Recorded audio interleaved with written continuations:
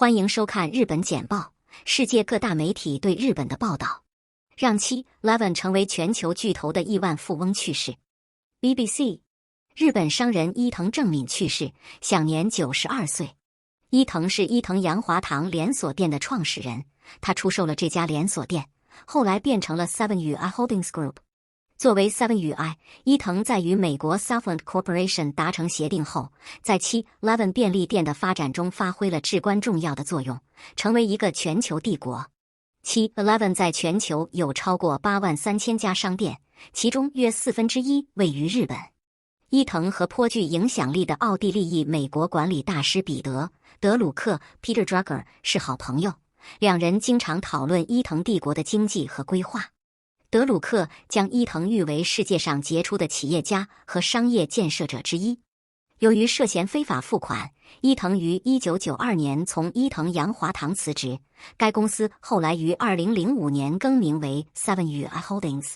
其名称中的“I” 是对伊藤洋华堂和伊藤先生的致敬。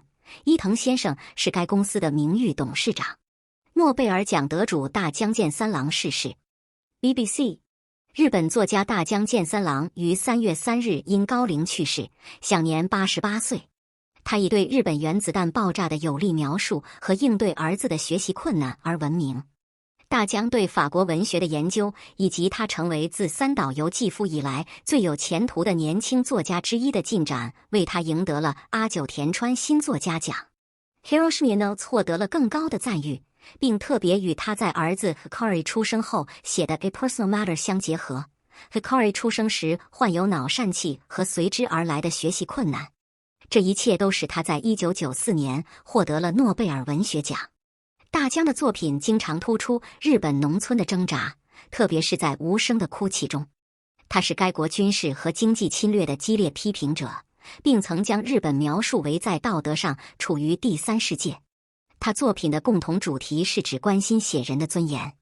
他对日本和惨败的批评甚至导致他在2013年举行了一次群众集会。大江的遗产以各种奖项为标志，包括诺贝尔文学奖，但他出于民主拒绝接受皇帝的奖项。东亚应对老龄化社会。 DW 对生活成本上涨的担忧、家庭对子女的压力以及社会对工作的期望的变化，正在降低东亚国家的出生率。面临重大挑战的地区包括韩国，去年死亡人数连续第3年超过出生人数，老年人口增加，全球生育率创历史新低。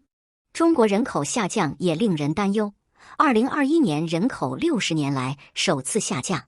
日本也是如此，其1/3的人口超过65岁，是世界上预期寿命最高的国家之一，并且多年来一直面临出生率下降的问题。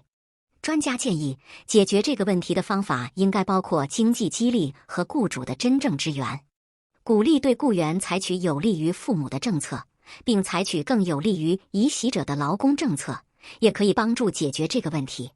然而，如果人口要再次上升，围绕职业压力的不断变化的社会结构必须同等重要。朝鲜称从潜艇发射巡航导弹，并向美国发出新威胁。Bloomberg， 在美国和韩国军队开始大规模军事演习的同一周，北韩从一艘潜艇发射了2枚巡航导弹。据信，这些导弹在击中指定目标之前已经飞行了大约1500公里。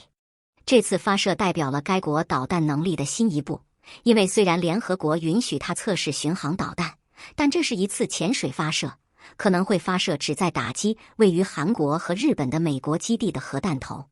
朝鲜此前曾测试过能够击中美国大陆的洲际弹道导弹。该国与美国之间的紧张局势继续升级。日本太空受挫与 AI 市场热。Financial Times， 晶片设计商 ARM 在中国出售合资企业的计划遇到了一个重大障碍。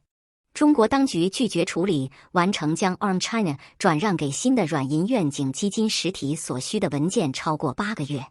消息人士称，中国政府不想失去 ARM， 他认为 ARM 是发展自己的晶圆制造行业的关键工具。这一延迟也使软银上市 ARM 的计划复杂化，并引发了人们对该公司将采取何种形式的质疑。去年 ARM 陷入困境的中国业务导致其当时的首席执行官 Alan Wu 被免职。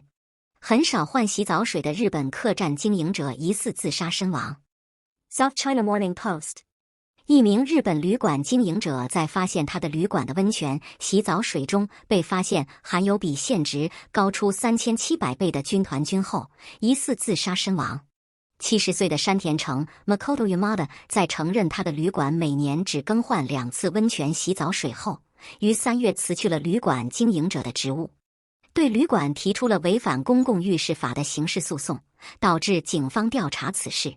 4月4日，一名路人在山路上发现了山田的尸体，旁边是附近一辆汽车，在那里发现了一封遗书。